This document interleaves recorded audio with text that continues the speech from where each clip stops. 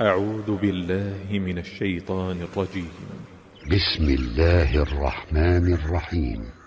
يا أيها الناس ضرب مثل فاستمعوا له إن الذين تدعون من دون الله لن يخلقوا ذبابا ولو اجتمعوا له وإن يسلبهم الذباب شيئا لا يستنقذوه منه ضعف الطالب والمطلوب ما قدر الله حق قدره إن الله لقوي عزيز.